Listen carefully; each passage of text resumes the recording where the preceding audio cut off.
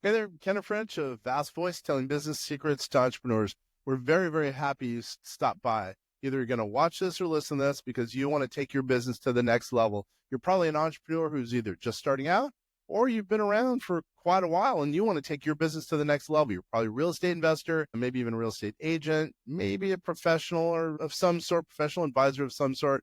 And well, you are stopping by because you need some valuable advice from one of the top industry leaders there is. Anyway, thank you very much. Once again, Kenneth French, Vast Voice, telling business secrets to entrepreneurs. Really glad that you stopped by. We are talking to Mr. Uber of Grass, Bryan Clayton.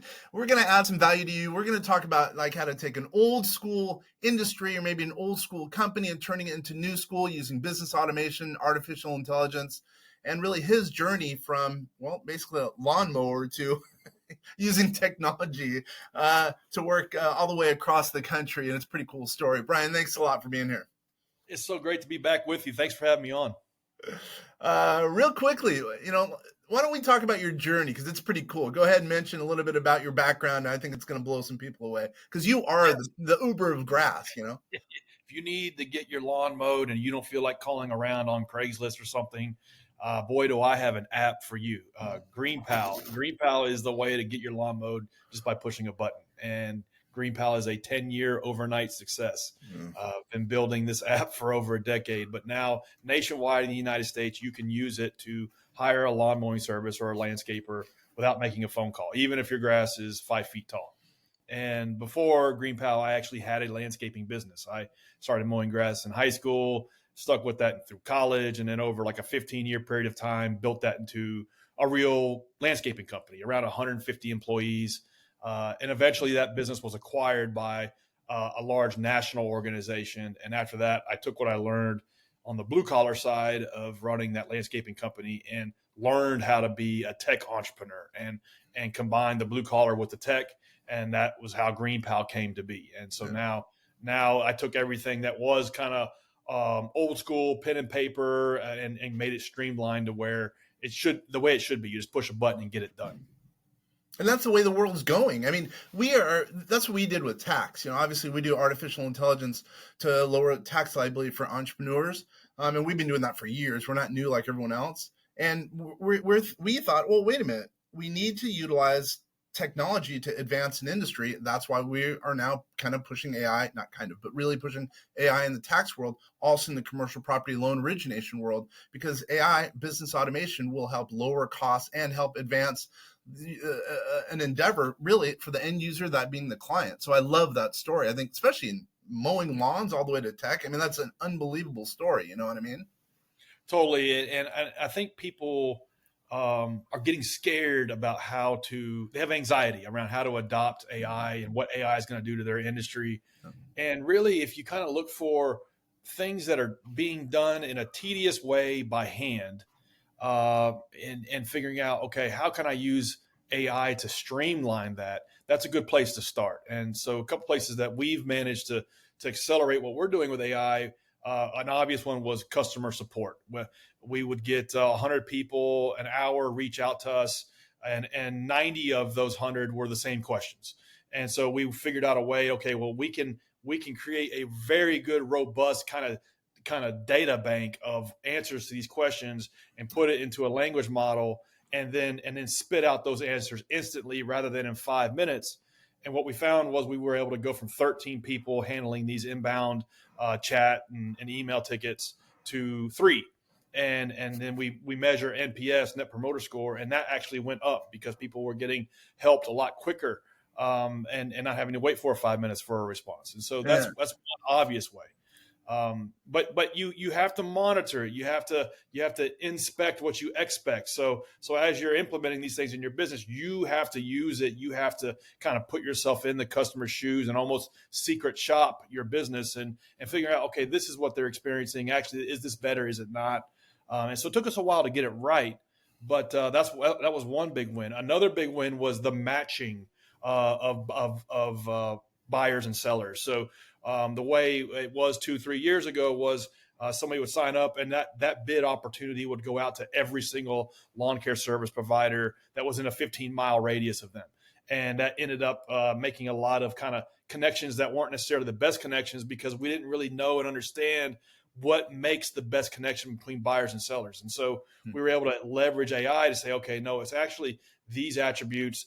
This person has 5 lawn mowing customers already on this street. Let's send it to these vendors first before we blast it out to everybody. And so if you can look for ways that there's like some slack in your business or some things you're doing by hand, that's a good place to start for implementing AI. Clearly. So let's talk about that. So you went from 13 employees or customer service employees to 3. Well, I'm sure you probably don't know the exact number, but I'm going to ask for general numbers. How much were you paying in, let's say, labor costs when you had 13, roughly? If it's a trade secret, don't worry about it. But you know what I mean? But I'm just wondering how much roughly. Yeah, domestically, some were offshore, but some were domestically. So domestically, these people make $15 to $25 an hour. And then offshore they make $10 to $15 an hour, and so we were able to cut that by 80%. Yeah. It took us 6 months to figure it out, and it wasn't an instant grand slam, but we just kept with it. We kept iterating on it, kept figuring out, okay, no, this answer isn't tuned right. We need to modify that, and actually gave the wrong answer here, and we need to figure out what went wrong there. But it was worth it, and so now we're saving hundreds of thousands of dollars. And able to actually have a happier customer because they're getting a better, more thoughtful answer than they were previously, and they're getting it instantaneously.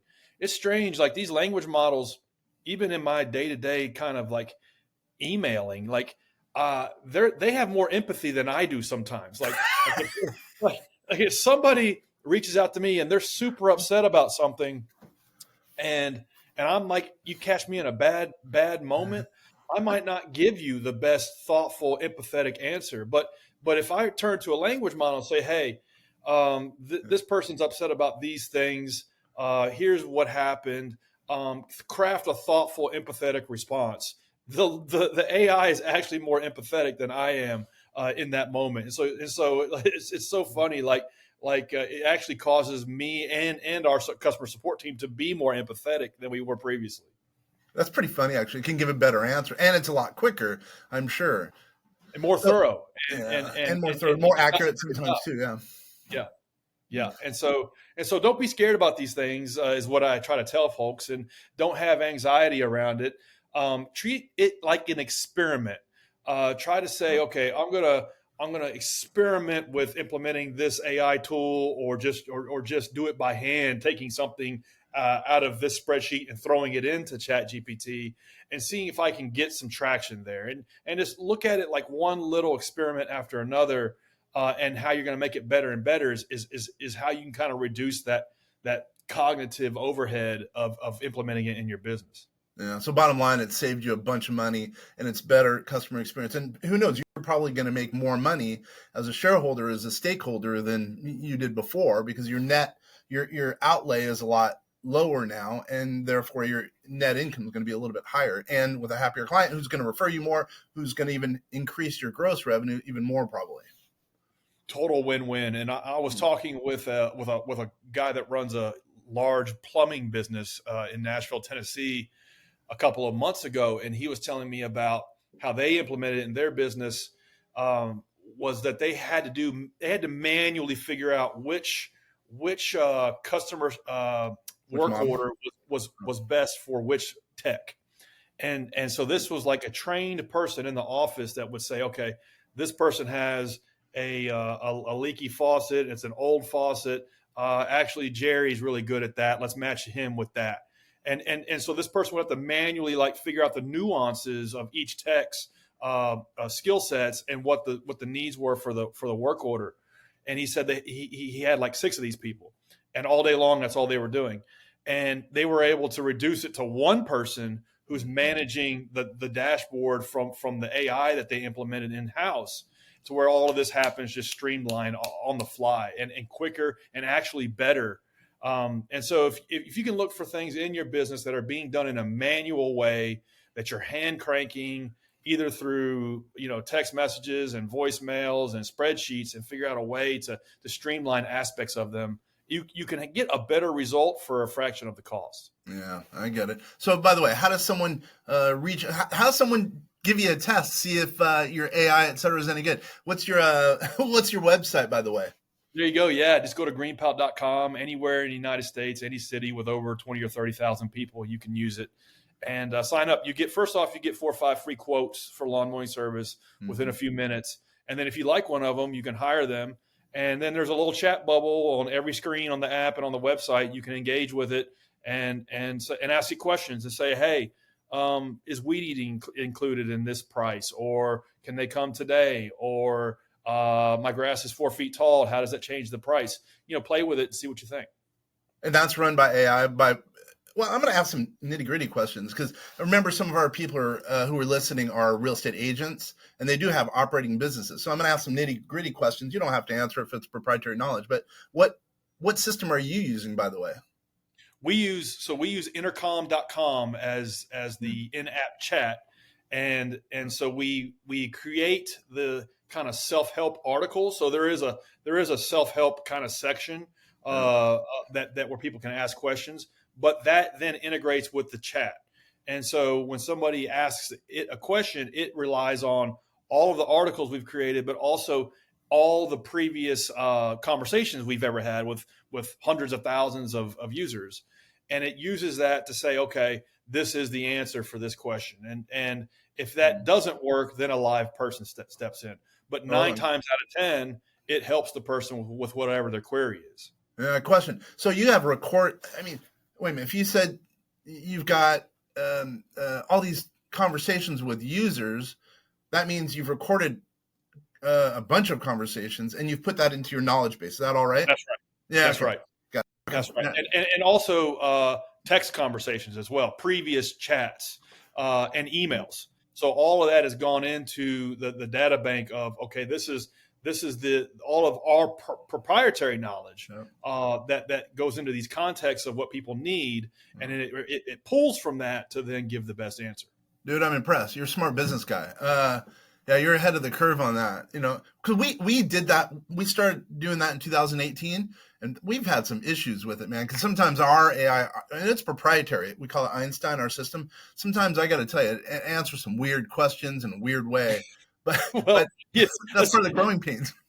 Yeah, and there's stories about this also with bigger companies, where you can talk these things in circles. And I was reading an article the other day about how an airline gave away a bunch of free tickets to somebody who talked it in circles and was able to do that, and actually a car dealership that sold Chevys ended up recommending a Tesla. So there's there's examples where when it goes wrong, you got to figure out, okay, what is the root cause that caused this, and tweak it. It's a never ending thing that you're always optimizing. But the way I look at it, yeah, sure. Sometimes the AI is going to be wrong. Einstein's going to be wrong. But then again, some of our employees might answer stuff wrong. I might answer some stuff wrong. So, there's give and take both ways. But if we can have the AI model, which is a lower cost, help us, who knows, maybe we can help more customers at a lower cost because we have the AI. Maybe we'll make a couple of pennies because our gross revenue is high, and then our expenses are a little bit lower, so we'll make a couple of bucks. But more than anything, we can lower the prices for new potential prospects because we have employed the AI that's hopefully answering correctly all the questions.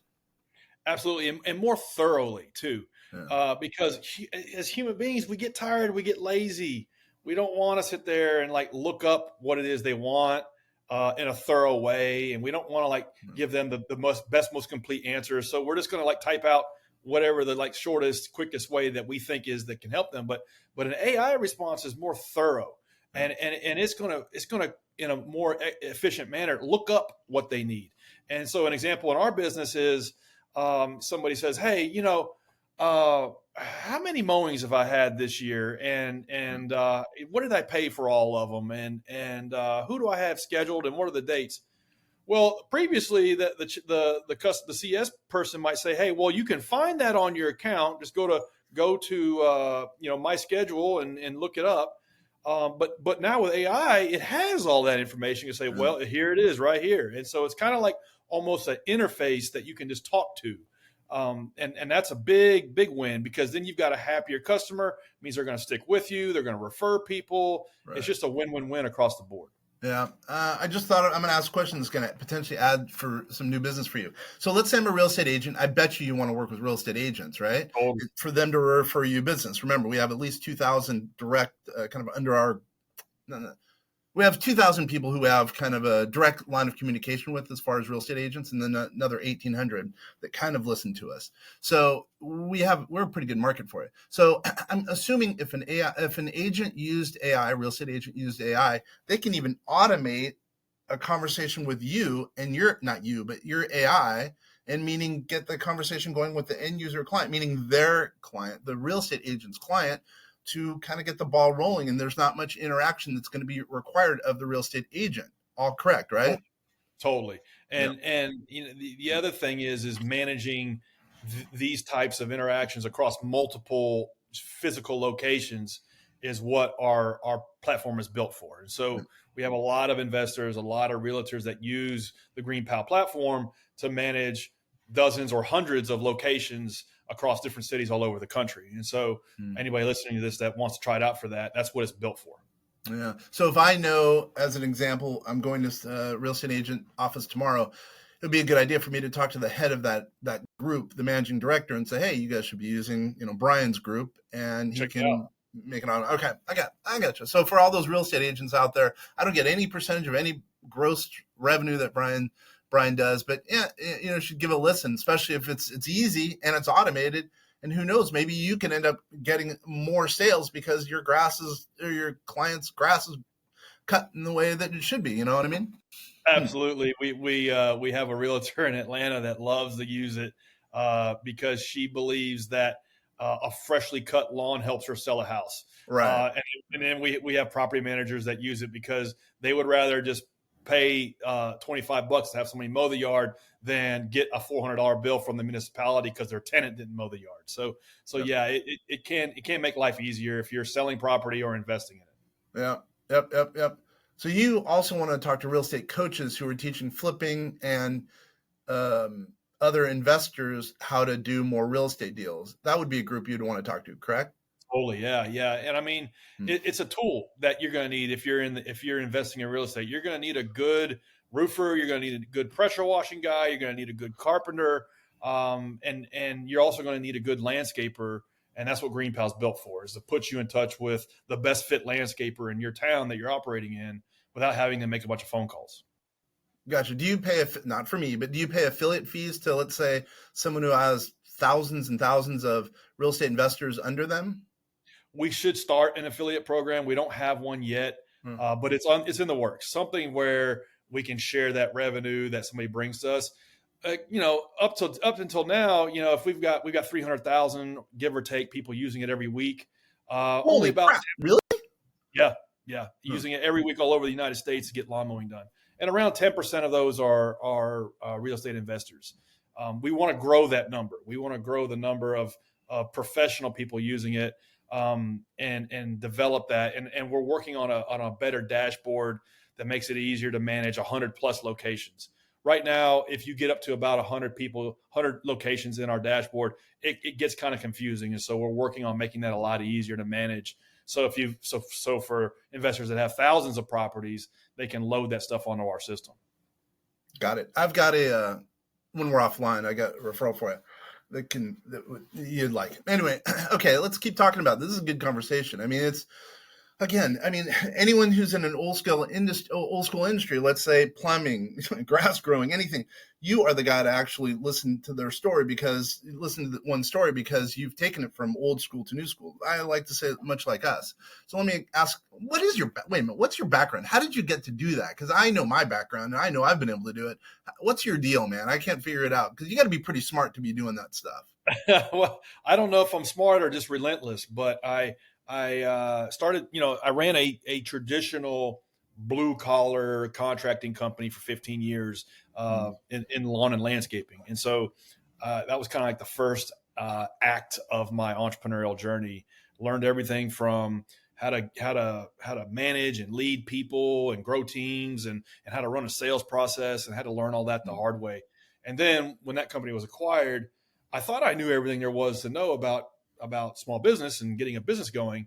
But then I realized starting this company that, man, I'm basically starting from scratch again. I had to go back to the basics, and really at that time, YouTube was just getting going. So it was like YouTube University for 10 hours a day, learning how to code, learning how to write software, learning how to build software. And so I self-taught myself a lot of things around bringing a software product to market.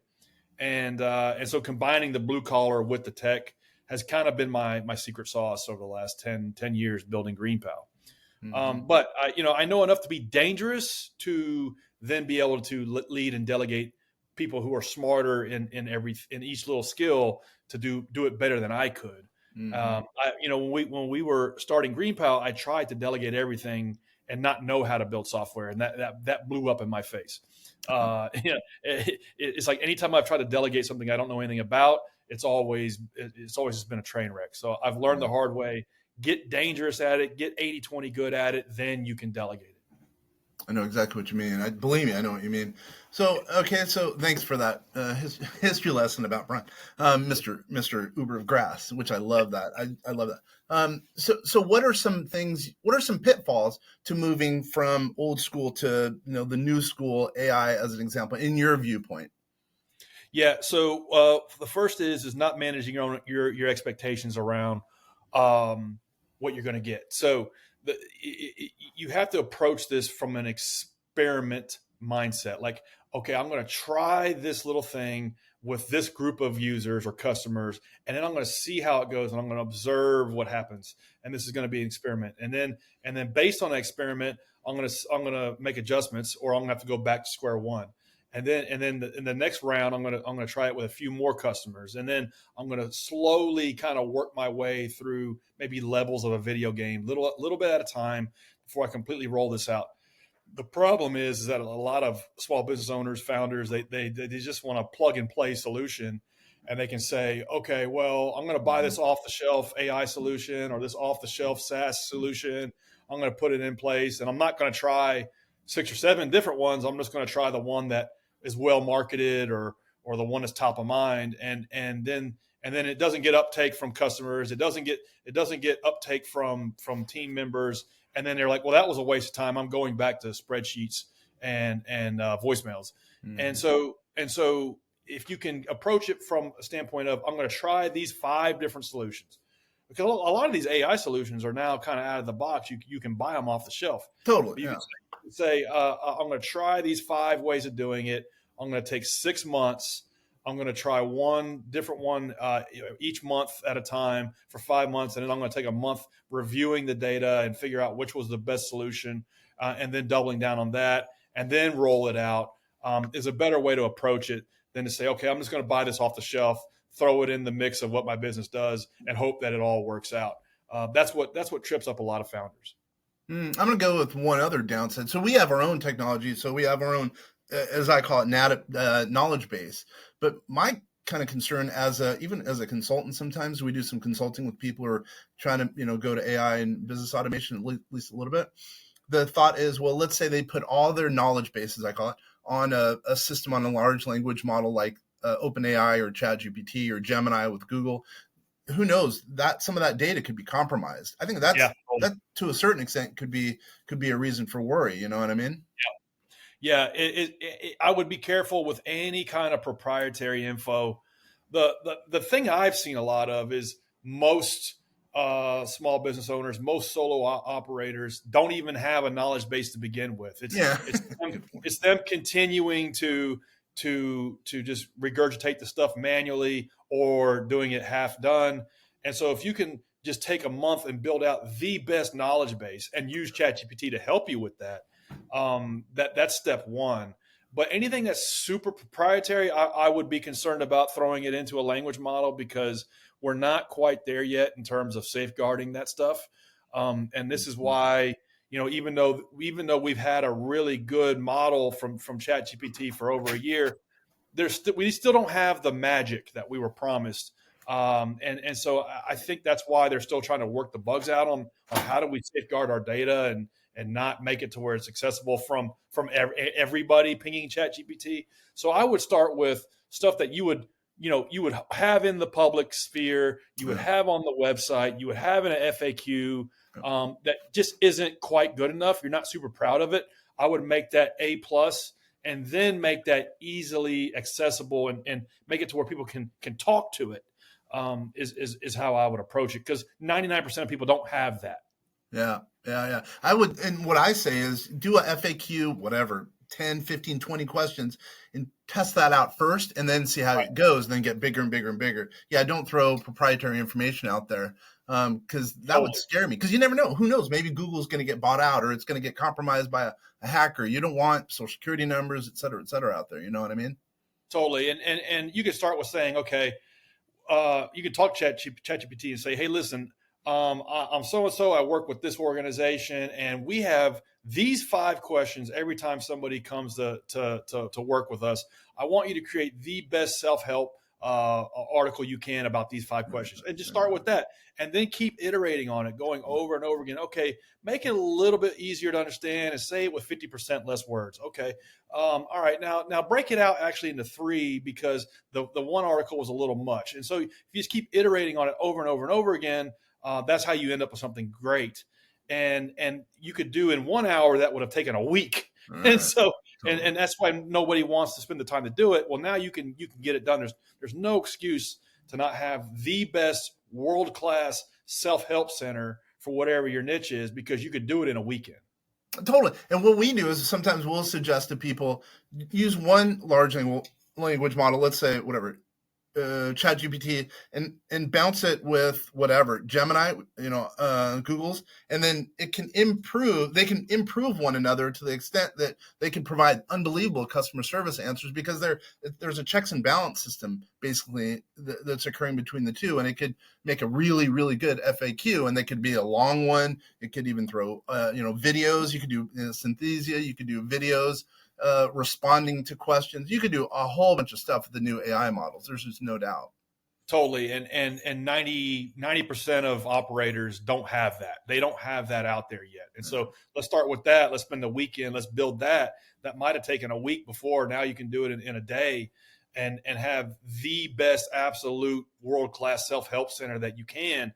And then that serves as the basis for an automated kind of conversational solution that can solve 90% of people that want to speak to you, and that have questions and that chat agent only wants to do one thing: make the person happy. and so it's like, that's all they're built for. They just want to make you happy. If you can position it to work for you for free to make your customers happy, that's a level up. Yeah, totally. By the way, it's not free, but it's really close to free, and prices are coming down. Totally. Yeah. As compared to a human being, it's not close to free as you're going to get. You need a human being who doesn't want to go to work, who wants more vacation, who wants more insurance, health insurance. You mean who wants a raise every 2 weeks? Yeah, I get what you're saying. Exactly. Totally. By the way, not to put down all employees. I'm just saying sometimes it can be a little bit easier to use a AI, a large language model, because sometimes they're a little bit cheaper or whatever the case is. Let's just put it that way. I don't want to upset any employees. Well said. But to that point, I think, anybody in the workplace now, I think if you're mediocre, you're going to get pushed down and out. If you're excellent, you're going to be paid more, because if you're elite and excellent, you're going to be the arbiter of these AI models, and you're going to be the arbiter of this technology. Whereas if you're just mediocre and you're kind of going through the motions, you're going to be automated away pretty soon. And so everybody needs to be mindful of that. That's where things are going. Yeah. If you're not, I would say if you're not using AI in some way, shape, or fashion, you're going to be left behind. And what's funny is back in the day, this blows me away. So I've been into AI really since 2010. I've been talking about it since 2010. 2018 is when we had our first model, that being Einstein. And I remember talking to one specific guy. He's basically a guru business consultant in tax. And I said, hey, we were debating. We had a debate on at the time. Anyway, you don't care about the venue, but I was saying, hey, how important AI is, and it's going to completely, it's going to completely revolutionize business, right? And he was saying, yeah, it's not going to work. No one's going to want to talk to machines that are, outthinking themselves, et cetera, et cetera. But now, by the way, he's a big time guru about AI, and he's kind of taking on the moniker of AI. But anyway, I think he caught on, and I've been texting him a little bit. Anyway, the thought is that he is really now pushing for AI, and he actually has figured out that, well, wait, for one, he's using it for marketing, but also more than anything, he now understands that he's a tax guy, right? In old school tax world, if you use AI to prognosticate taxes, that'll help. Number one. Number two, if as we've talked about, customer service and even sales, it can totally increase your net income, et cetera, et cetera. So it's totally worked out. Why am I going down that road? I guess it's another way of saying that, yeah, you got to adopt AI. And if you're not, you're going to be left behind, and you really could be left behind. Who knows what's going to happen going forward as far as AI and business automation. Your competitors are going to do it. And that's what's gonna kill you is when your competitor has a better relationship with their customers than you do, because they're leveraging AI. And you can integrate your CRM with it and say, totally. Hey, I want to send an email to this customer because I haven't spoken with them in a couple of months, and I want to let them know I care. And here's everything they've ever done with us, and throw it in there and craft a good just, hey, how you doing email. And that, I guarantee you, is going to do a better job than 99% of people without AI, because it's going to take the time to crunch everything, put it in a well-crafted, empathetic email that is better than what you would have done, just without it. And so be a little paranoid about that. Yeah. Because if you're not using AI and talking to your clients or patients using AI, someone else will be. If not now, they will be down the road. And what we say, and I will admit, this is overboard. When people come to us, I've been on record about saying this, because remember, I'm a Forbes.com contributor for small businesses, or I used to be, by the way. But what I would say is take a day, and this is pushing it, but just go with me here. Take an hour a day working with one large language model, whatever, Gemini, again, Google's Gemini. Take another day of the week and work with OpenAI's Chat, as an example, et cetera, et cetera, et cetera. An hour a day for 5 days a week. I know that's overkill, but down the road, it will pay off. Also, once a month, do a meetup. Be in charge of a meetup where you guys, either online or whatever the case is, physically get together, and let's say you, as an example, be the star. Let's say you're in lawn care, talk about AI, because good will come of that, right? Let's say you have a group of 5, 10, 20 people, good will come of that. And then at the same time, once a year or something close to thereof, go to a in-person big industry conference like AI for it. Just a little while ago, they had a big conference down in Vegas. So anyway, do 3 things. An hour a day, once a week meetup, and then do a large industry conference. You will be the stud, and you'll be somehow getting a lot of clients as a result or customers as a result of your efforts with AI. That's my thought. Exactly. I like that. It's like a focused and a broad approach, because it's not the AI and this technology that's going to leave you in the dust. It's your competitors leveraging it that are going to leave you in the dust. So let's remind ourselves of that. It's your competitors beating the pants off of you using this tool, and you aren't. That's going to get you in trouble. Yep. This has been a good conversation, man. I love talking to you. What's one thing? Let's get ready to land this plane. What's one thing we haven't talked about that you think the listeners and viewers could be, benefiting from AI or technology, et cetera, et cetera? Yeah, it goes back to like what's old is new. So a great Sam Walton quote that I love is "Walk the store." That was something that in his biography that stuck out to me. And even when Sam Walton had 1,000 Walmart locations, he was still notorious for Sunday mornings walking the store and still pointing out things that were wrong, figuring out ways to make things better, because he was just like in the trenches, getting his hands dirty. Mm-hmm. So here we are, 50 years later, this still applies to AI. Once you have something implemented, you have to walk the store.